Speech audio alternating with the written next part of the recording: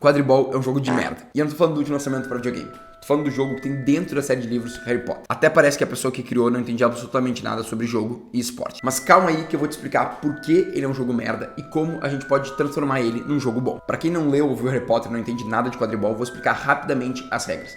É basicamente um basquete com uns elementos diferentes. É um jogo do estilo eficiência. Quem faz mais pontos durante a duração da partida é quem vence. Aí a gente tem bolas e gols. Cada gol vale 10 pontos. Também tem os batedores, que eles têm um bastão e ficam batendo em outra bola para tentar derrubar a galera que faz gol. Mas a diferença é que a gente tem o pomo de ouro, uma bola especial que fica voando pelo campo. Cada time tem um apanhador que vai estar correndo atrás dessa bola. Quando eles pegam essa bola, o jogo encerra automaticamente. E o time que pegou o pomo de ouro ganha 150 pontos. E esse é o primeiro grande problema do quadribol. A quantidade de pontos que vale o pomo de ouro. Quando tu pega o pomo de ouro, a partida encerra imediatamente. Só que como o pomo vale 15 gols, tu pode estar tomando uma surra no jogo e mesmo assim, se tu pegar o pomo de ouro, o teu time vai vencer. Não faz o menor sentido o jogo funcionar dessa forma. Ele invalida todo o resto do jogo. Porque o jogo todo parece que ele não importa. A única coisa que importa é pegar o pomo. E eu super entendo, pra narrativa do Harry Potter faz todo sentido tu criar um esporte onde existe um herói dentro desse time. Porque é a história do Harry Potter, afinal de contas é o nome dele que tem a série de livros. Mas olhando do ponto de vista de jogo, o jogo fica completamente vazio. Porque é tudo sobre o pomo. Todo o resto das pessoas ali são só figurantes que estão ali só esperando o pomo ser capturado. E também tem problema de como vence o jogo. O quadribol é um jogo de eficiência. A partida vai ter um determinado tempo e quem fizer mais ponto dentro desse período vence o jogo. A questão é que quanto tempo é esse período, isso é variável. Só que o fato do pomo ser o gatilho de final de jogo, quando tu captura o pomo, o jogo termina, e ele também vale 150 pontos, o jogo ele deixa de ser um jogo de eficiência e se torna um jogo de corrida.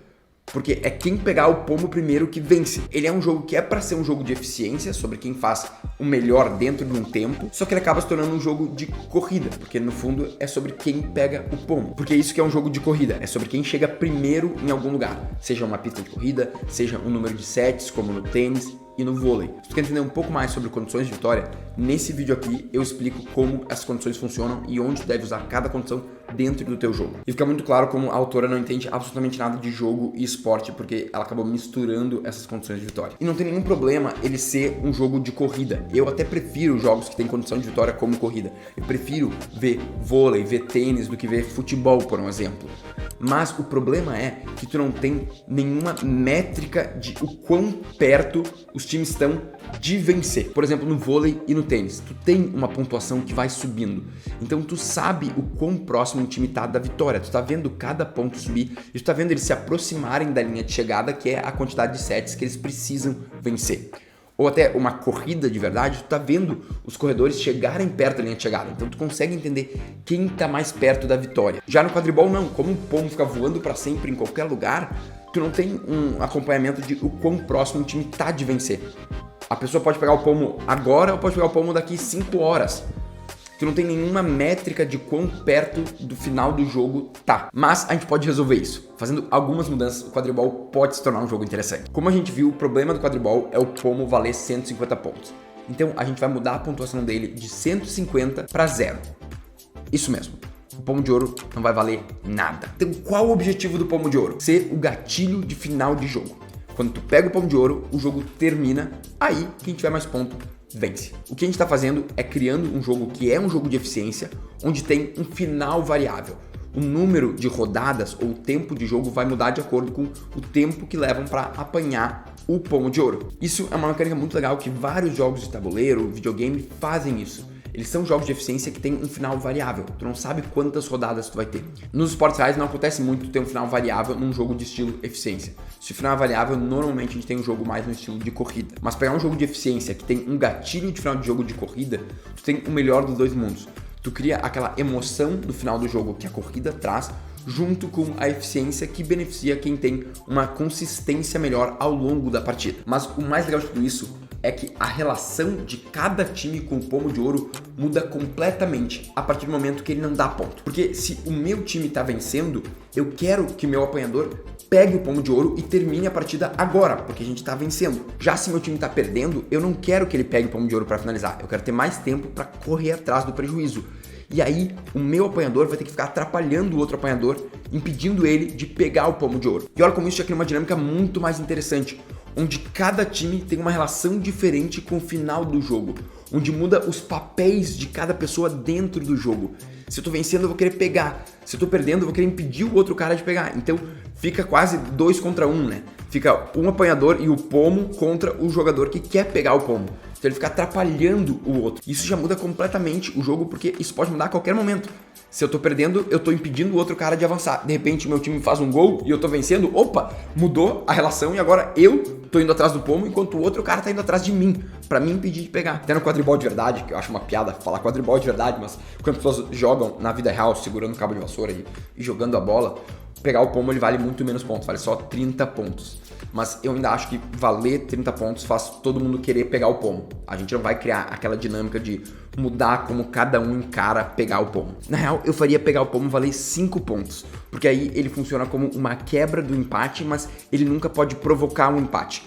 Porque se o pomo vale 10 pontos, ele poderia provocar um empate. Um time que tá atrás um gol, pega o pomo e aí tem um empate. Valendo 5 pontos, o empate fica impossível de acontecer no jogo, que nunca é legal pra ninguém, empate nunca é divertido. O cara que tava ganhando sente que ele perdeu a vitória, o cara que tava perdendo sente que ele não perdeu. Mas ninguém sai muito feliz e ninguém sai muito triste, né? Eu nunca recomendo ter um empate no teu jogo. Na verdade, se tu pode tirar um empate do teu jogo, é sempre melhor, porque aí tu garante que alguém vai ficar feliz e alguém vai ficar mais triste. Mas é melhor tu ter emoções mais altas e mais baixas do que tu ter um jogo morno. E com o pomo valendo 5 pontos, a gente resolve isso. Além de quando tu olhar um placar, tu vai saber quem terminou pegando o pomo, só por quem tem 5 pontos no final do seu placar. Mas eu mudaria mais um detalhe. Como a gente tá no mundo mágico, a gente pode criar o que a gente quiser, eu faria o pomo ter uma característica específica. Quanto maior for a vantagem de um time, quanto mais pontos um time tem na frente do outro time, o pomo de ouro vai ficando cada vez mais lento, facilitando a captura dele e o encerramento do jogo. Porque assim a gente impede que o jogo vá durar horas e horas e tem uma chance maior do jogo terminar quanto maior for a vantagem do time. Essa mecânica vai funcionar como um loop de incentivo de sucesso. Quanto mais o time está ganhando, mais fácil é de ele vencer a partida. Porque o pomo fica lento, aí a partida termina e esse time vence. Em quase todos os jogos a gente tem loops de incentivo de sucesso, onde um time que está vencendo, ele ganha vantagens para continuar vencendo e encerrar o jogo. Já nos esportes, a gente não tem isso, porque é difícil de tu criar um loop de incentivo de sucesso. Como é que tu faria no futebol? Se tu faz um gol, tu ganha uma chuteira que faz correr mais rápido, ou o outro time perde um jogador, se tu tá um gol na frente, é difícil de tu aplicar o loop de incentivo de sucesso em esportes reais. Mas nos jogos a gente tem isso em quase todos os jogos. No League of Legends, quando tu mata o inimigo, tu ganha ouro pra ficar mais forte, pra conseguir matar mais o inimigo. No Call of Duty, quando tu mata o inimigo, tu ganha os kill streaks pra poder matar mais inimigo e vencer o jogo. Isso garante que o jogo vai ter uma curva de progressão e ir em direção ao final e não só ficar se enrolando ali onde nada acontece. Porque o jogo ele não pode começar e terminar igual, ele não pode ter sempre o mesmo sentimento. Idealmente tu quer uma curva narrativa, tu quer sentir que as coisas vão mudando, que a relação do jogador com cada elemento do jogo vai mudando ao longo do jogo. Isso mantém o jogador engajado, vai criando pontos de emoção e vales de emoção. A gente quer criar uma progressão ao longo do jogo. O jogo não pode começar e terminar igual. E é isso que a gente faz mudando essas duas pequenas coisas dentro do jogo. A pontuação de quanto vale o pomo e como o pomo funciona. Isso já ia mudar completamente a progressão do jogo e o ritmo do jogo. Criando um jogo muito mais emocionante de se jogar, de se assistir e valorizando o trabalho de todo mundo, né? E não só do Harry Potter que tem que pegar o do pomo, faz o menor sentido. Loop de incentivo, ritmo de jogo, essas são algumas técnicas avançadas de game design que eu ensino para os meus mentorados e eles aplicam nos projetos dele. Para te ver como só algumas mudanças podem mudar completamente o nível de um jogo. Se tu gostou desse conteúdo, nesse vídeo aqui eu explico por que futebol é um jogo ruim e como o game design poderia melhorar ele. E até o próximo vídeo, continue criando jogos incríveis. Valeu!